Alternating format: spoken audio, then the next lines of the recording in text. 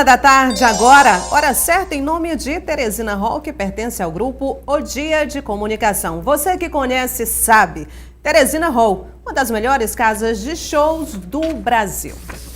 Olha, o tão comentado projeto de reforma administrativa do governo do estado vai ser analisado pelos deputados antes de ser aprovado.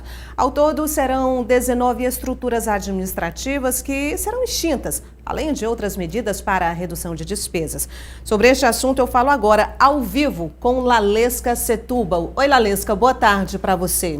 Eu queria que você explicasse, porque eu acho que tão importante os deputados saberem de todos os pontos, os detalhes dessa reforma, mas por que não explicar também para a população, hein?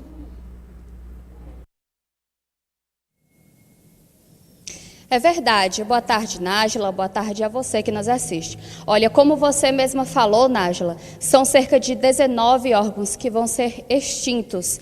E a economia que o Estado quer fazer é de 300 milhões de reais ao ano. Ao meu lado está aqui o secretário de governo, o senhor Merlongo Solano. Ele vai explicar para a gente justamente como é que vai acontecer a reforma administrativa. Boa tarde, secretário. Como é que vai acontecer essa reforma? A extinção dessas secretarias não vai complicar aí para a administração? Boa tarde. Bom, o governador irá à Assembleia na próxima quinta, amanhã, né? Levar as mensagens apresentando ao Poder Legislativo as propostas de reforma. E espera que elas sejam discutidas e aprovadas com as devidas alterações que os deputados julgarem necessárias. Eles são o poder legítimo para discutir, alterar, votar, e volta para o governador, que deverá sancionar, se possível, se for necessário, vetar alguma coisa. O objetivo é, de um lado, reduzir despesas, de outro lado, melhorar a ação do Estado através da incorporação de novas tecnologias e do maior estímulo ao servidor para uma busca da eficiência. O Estado existe para prestar serviço à sociedade e realizar investimentos. Então, em função da grave crise financeira, o governador trabalha para controlar as despesas de modo que o Estado possa recuperar sua capacidade de honrar seus compromissos e voltar a fazer investimentos com recursos próprios. Esse é o grande objetivo. Uma das secretarias que vai ser extinta é a SDR, mas como é que o governo colocou essas secretarias à disposição para essas extinções? Como foi essa decisão? Veja, no caso da SDR, na verdade, é uma exceção à regra. A SDR está sendo reorganizada em função da necessidade de atender dois públicos que trabalham na agropecuária, mas que têm realidade social e econômica muito diferente um do outro, que é, de um lado, o agronegócio, o empreendedor capitalista que trabalha com exportação de soja, por exemplo. De outro lado, a agricultura familiar. Os dois têm necessidades distintas, muito distintas. Então, a SDR vai cuidar da agricultura familiar e a Secretaria do Agronegócio vai cuidar do agronegócio e do empreendedorismo rural, para que as duas necessidades, que ambas são do interesse do Estado e da sociedade, possam ser atendidas da melhor maneira possível. Então, neste caso, não é uma extinção, é uma reorganização de uma secretaria que passa a ter suas funções distribuídas a duas secretarias. Secretário, por que somente agora há essa reforma administrativa, essa extinção de secretarias, e não antes? Boa pergunta. Os órgãos públicos, Lalesca, têm uma dificuldade muito grande de realizar investimentos, seja por dificuldade técnica, seja por a questão da legislação complexa que tem que ser cumprida. A realização de licitações, que muitas vezes sofrem contestação de um ou outro concorrente, às vezes vão parar na justiça, a questão da legislação ambiental, às vezes as limitações financeiras. O Estado tem dificuldade de realizar os investimentos, há inclusive a ocorrência de devolução de dinheiro ao governo federal. Então, uma das formas de resolver o assunto, na compreensão do governador Wellington Dias, é ter mais órgãos capacitados legalmente a realizar investimentos. Quando ele criou as coordenadorias lá em 2017, a expectativa nossa é de que a economia voltaria a crescer a partir de 2018, a arrecadação do Estado aumentaria, as transferências federais aumentariam, por isso a gente precisaria de mais gente realizando investimentos. Mas isso não aconteceu, infelizmente. Não fosse as operações de crédito que nós celebramos, o Estado teria parado de vez. Teria parado de vez. Se a gente estivesse dependendo só das transferências federais, estaríamos parados sem, inclusive, pagar os servidores, sem pagar os aposentados. Então, percebendo que a crise econômica vai continuar por mais tempo, agora o governador tomou a decisão de reduzir despesas para que o Piauí não chegue na situação em que outros estados chegaram, uma situação de calamidade em que o governador perde a capacidade de honrar todos os compromissos do Estado. Reduzindo essas despesas, eu falei aqui no começo que vai ser economizado mais de 300 milhões de reais por ano. E esse dinheiro, onde é que vai ser investido? Pois é, esse dinheiro vai para as obrigações que o Estado já não está conseguindo pagar. Quer dizer, as despesas hoje são superiores à arrecadação. Nós estamos executando um orçamento negativo. Quando é que ele é negativo? Quando as despesas são maiores do que a arrecadação. Então, hoje, nós não estamos atrasando o salário dos servidores, nem a aposentadoria dos aposentados, nem os benefícios dos pensionistas, mas nós estamos atrasando o programa de investimentos, está parado, não estamos realizando investimento quase com recursos próprios, só estamos realizando investimento com recursos das operações de crédito, e o custeio está garroteado, os órgãos estão com dificuldade de manter suas ações, porque o custeio está muito pequeno, e estamos com atrasos com muitos fornecedores. Eles estão ajudando a pagar a conta, mas isso não pode continuar indefinidamente. Os fornecedores têm que continuar, voltar a receber. Alguém que fornece remédio para o Estado, por exemplo, está atrasado. 1 mês, 2, 3, 4 ele aguenta, mas se chegar a 1 ano, ele vai parar de fornecer remédios. E como é que nós vamos ter os hospitais funcionando sem remédio? Então, essa reforma é para que o Estado não marche para o total desequilíbrio e para o caos. Muito obrigada, secretário. Tenha uma ótima tarde. Nájila, além dessas secretarias que vão ser remanejadas, reorganizadas e cortadas, cerca de 1.200 terceirizados também vão ser cortados, para dar uma enxugada aí no governo. Volto com você. Ok, Lalesca, muito obrigada. Agora o quadro Política, de A a Z.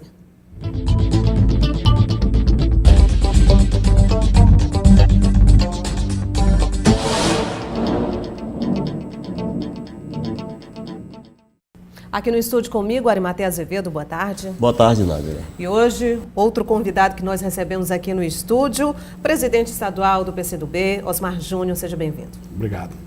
Bom, saímos ali do assunto com o secretário Merlong Solano sobre reforma administrativa, que eu acho que não se fala em outra coisa em Teresina, porque realmente é um assunto que não interessa só os parlamentares, só o governo do estado, mas a população também.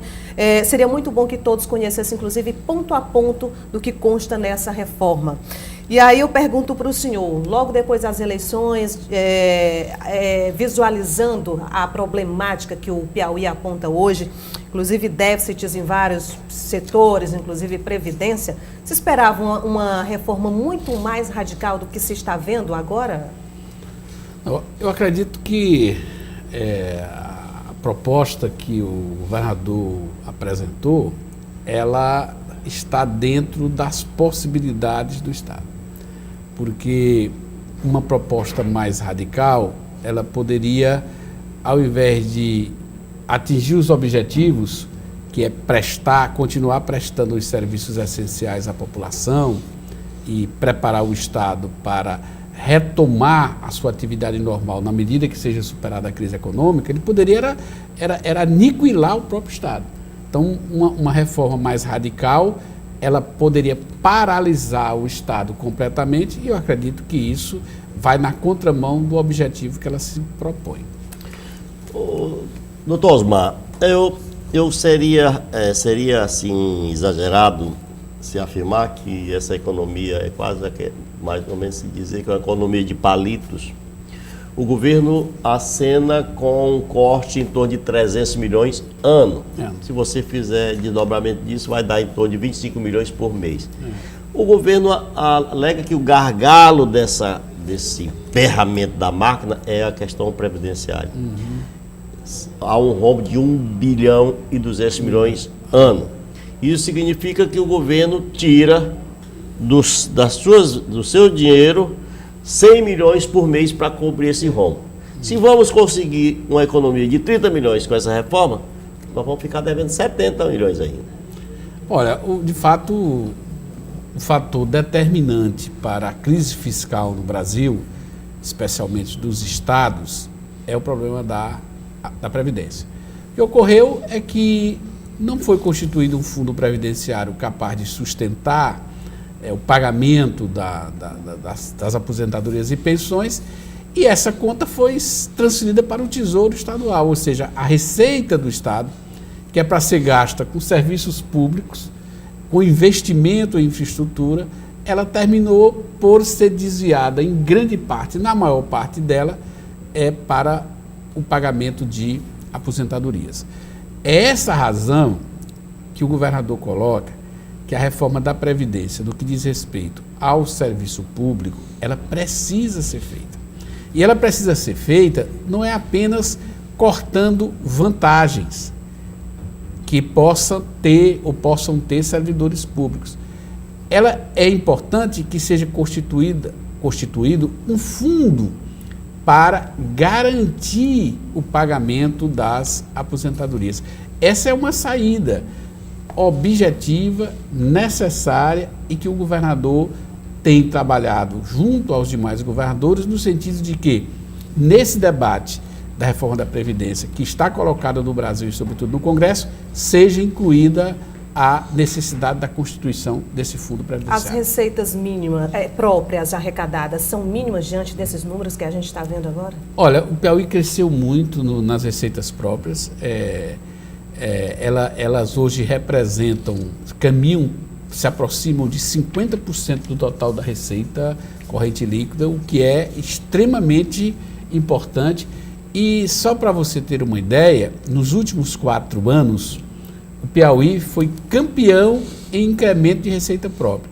A receita própria cresceu quase 55% durante o período de 4 anos. Portanto, ela cada vez tem uma importância maior na composição da receita global do Estado, o que é muito importante porque o objetivo é que o Estado tenha capacidade de se manter através das suas próprias forças.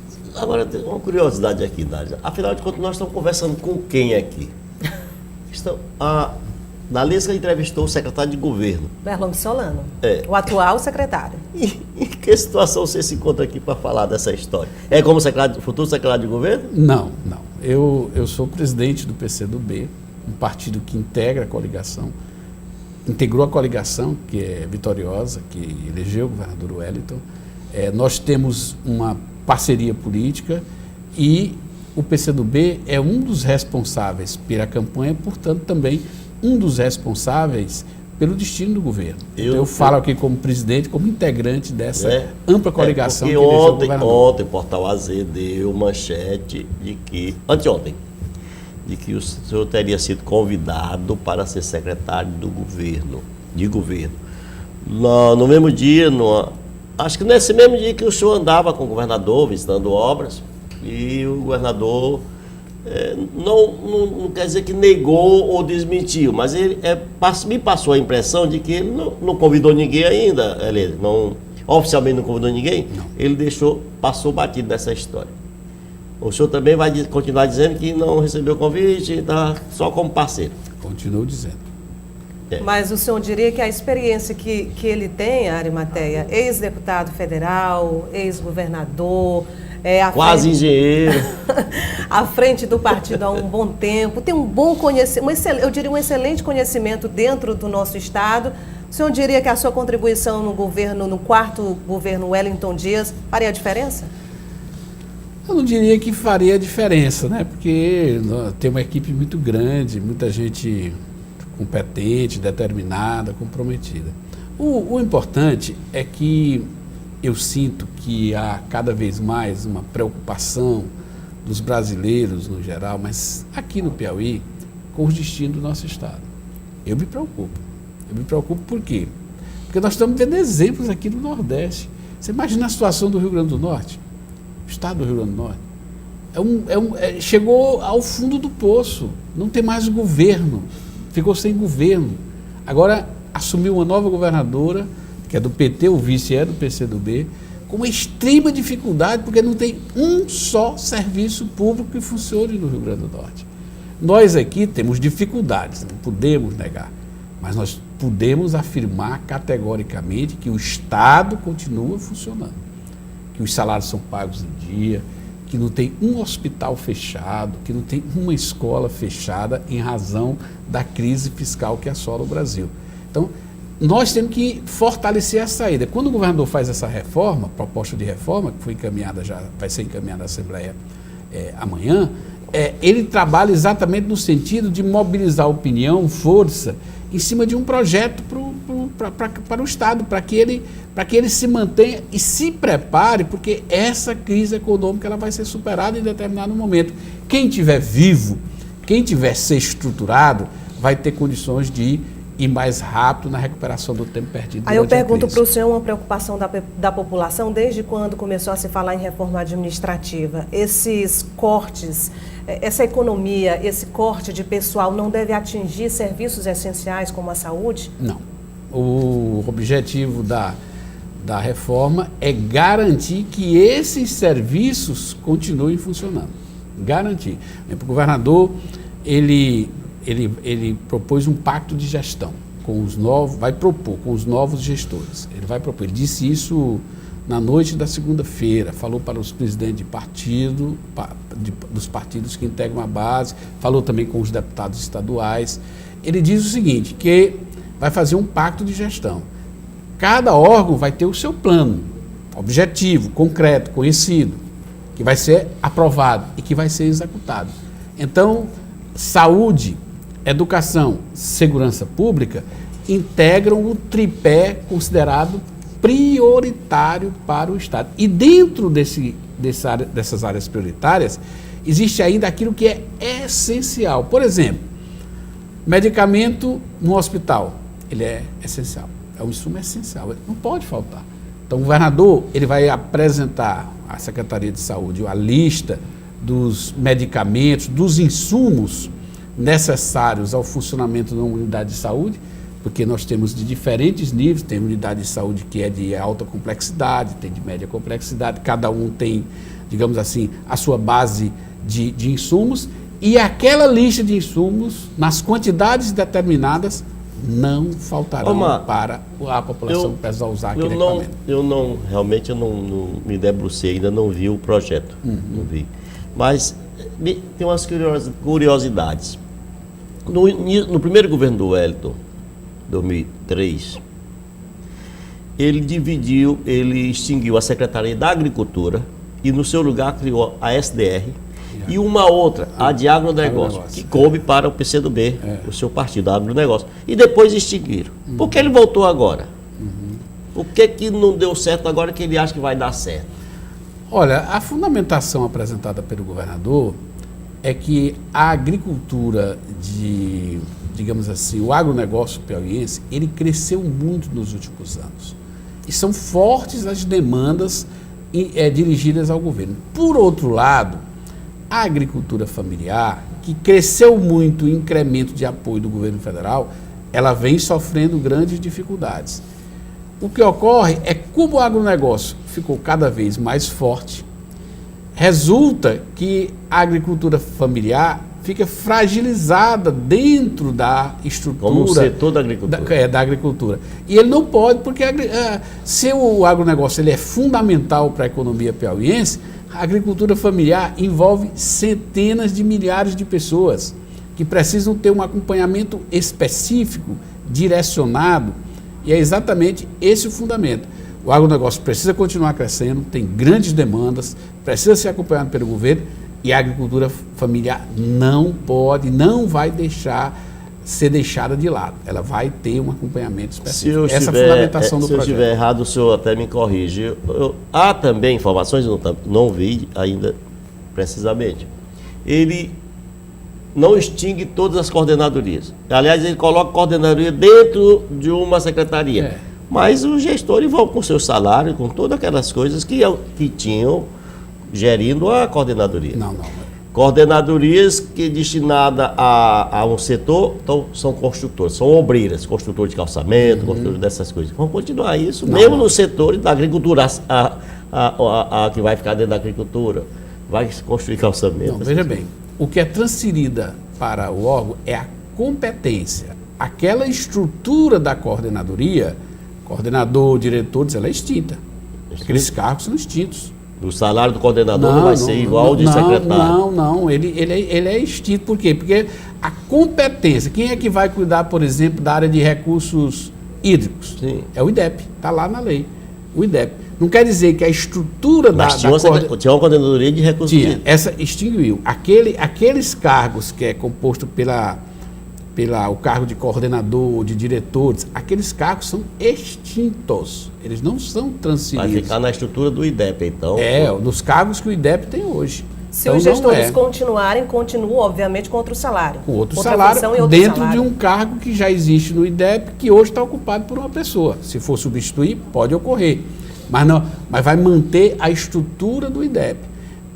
E sobre a questão das competências, o projeto de lei é muito claro sobre isso. Ele estabelece competências para os órgãos. Por exemplo, obras. As obras, digamos assim, gerais do Estado, reformas, construção de prédios, ficam sob o encargo da Secretaria de Infraestrutura.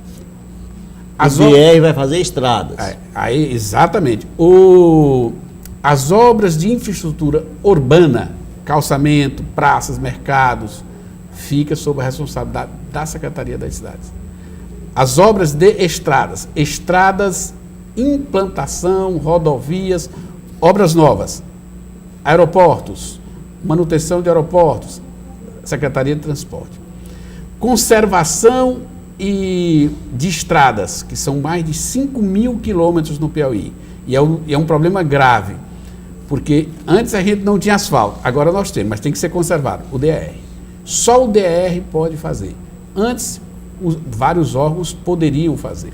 Hoje, pela proposta apresentada, especializa a atividade de cada órgão. Por exemplo, obras hídricas, barragens, adutoras, só o IDEP poderá fazer. Ok, presidente, antes da gente encerrar, Arimatea, eu queria só acrescentar ainda no assunto do agronegócio, o PIB, o Produto Interno Bruto, vai inclusive ter um incremento, se Deus quiser, porque o IBGE estima para este ano a maior safra recorde, a maior safra da história no estado.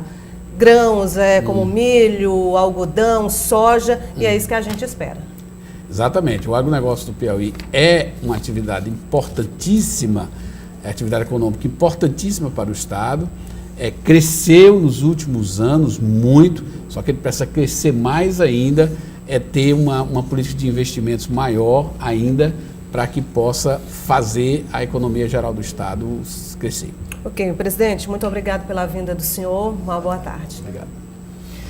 Bom, Arimatea, a gente tem alguns assuntos ainda para abordar no que diz respeito, por exemplo, hoje pela manhã, na verdade, a gente ligou a televisão e se deparou com noticiários de um assalto aqui na Zona Leste que chamou a atenção por conta, inclusive, de que muita gente que acaba, às vezes, virando à noite, à madrugada, frequenta lanchonetes, restaurantes, bares e não espera que esse tipo de coisa aconteça, que, na verdade, eu posso chamar esse fato de terrorismo, Arimatea?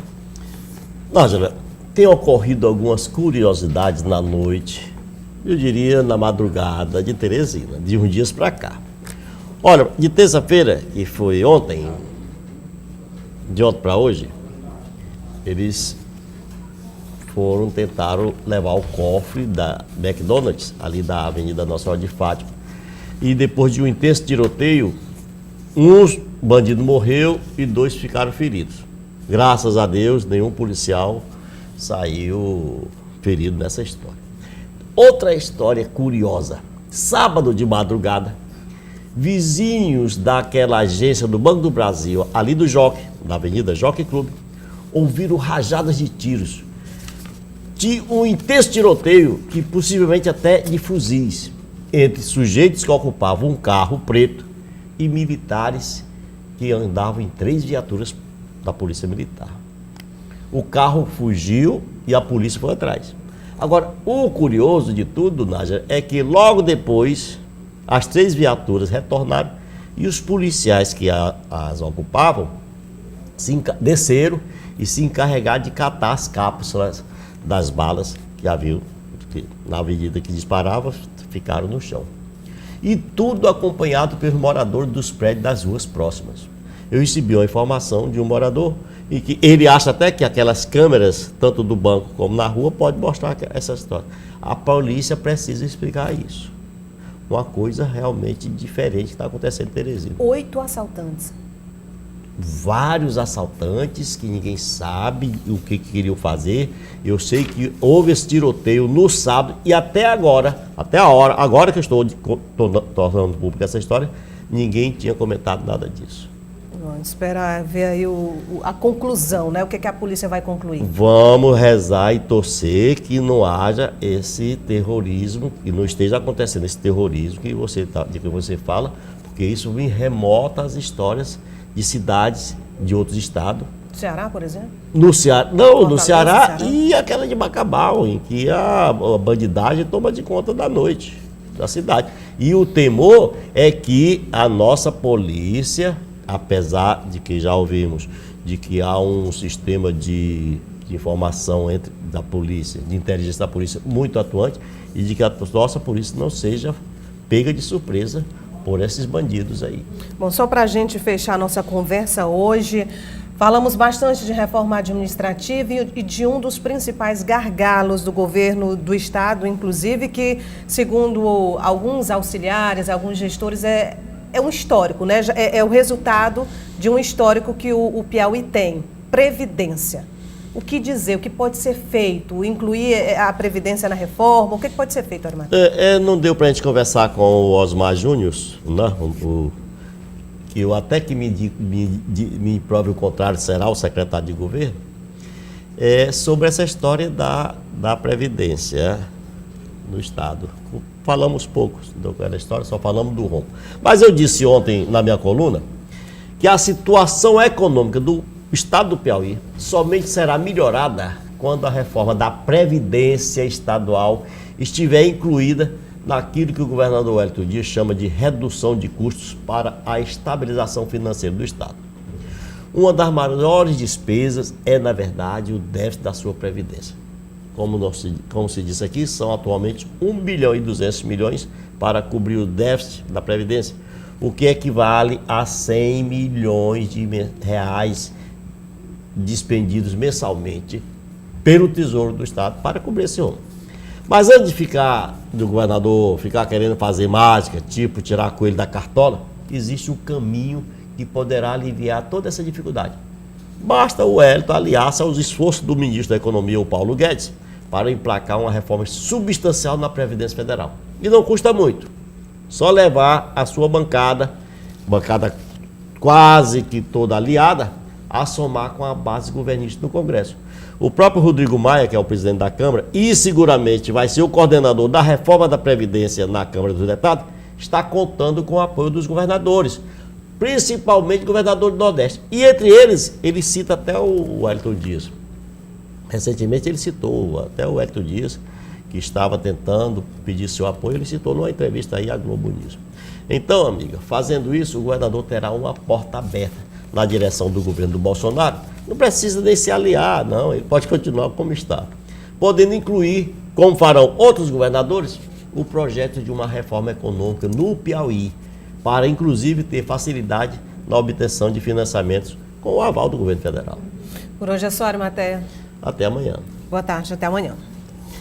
Após o intervalo, sob o comando do auxiliar Maradona, a ordem para a equipe do River é mais trabalho e menos conversa.